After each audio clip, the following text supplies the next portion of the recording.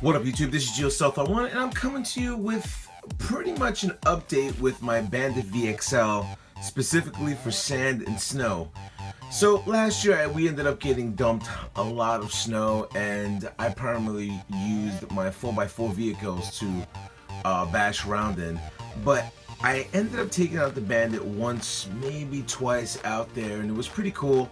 A little bit of adjustments that I have to do on the Bandit, but there are a lot of upgrades that I need to have for the Bandit. And as you can see, these blue components right there for the skis kind of stick out like a sore thumb, so that needs to be changed. I'm probably going to de-anodize it and just make it silver. It will probably match up more with the rear rims. But here's the follow-up update for the Bandit VXL. I ended up purchasing a whole bunch of RPM parts. Now you're probably looking at the RC and saying, you know what, you already have a lot of RPM parts.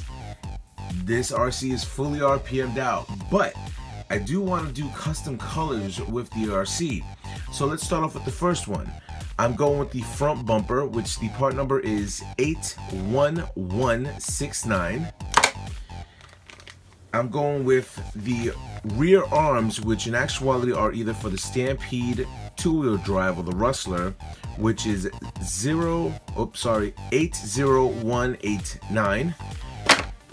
Next, it will be the front arms, and this is also will fit the Rustler, Stampede two-wheel drive, the Slash two-wheel drive, and the Nitro Slash. And the part number is 80249. Which is red right there. And I kind of thought with an additive piece, I'll come across and do the sealed gear cover, and this is part number 80529. So I'm going to start installing all these components in there. Hopefully by the time the end of the video happens, I'm able to de-anodize these components. I'm not too sure if I'm able to do that because it's raining outside. So maybe on a follow-up video I'll be able to do that. Also, just a quick update, I am going to upgrade a lot of things on this RC as well. I am going to change out the shocks.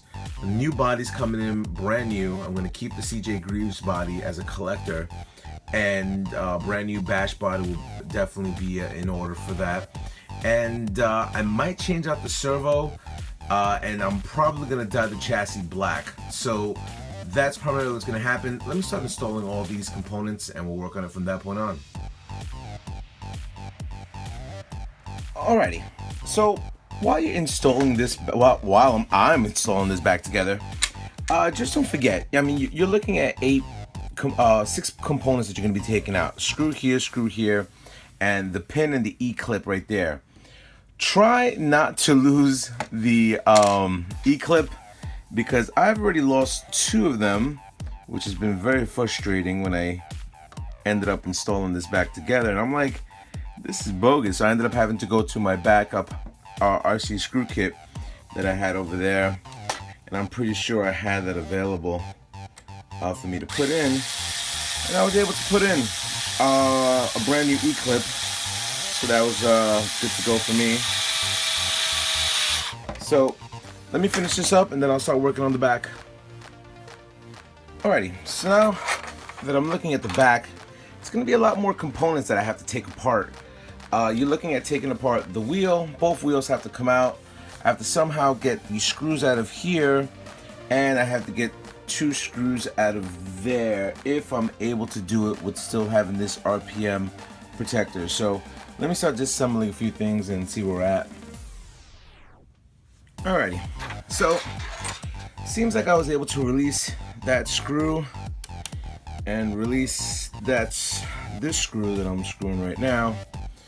A few things that I'm checking out as I'm taking this whole thing apart. I never bought aluminum hexes for this, so I definitely have to acquire that.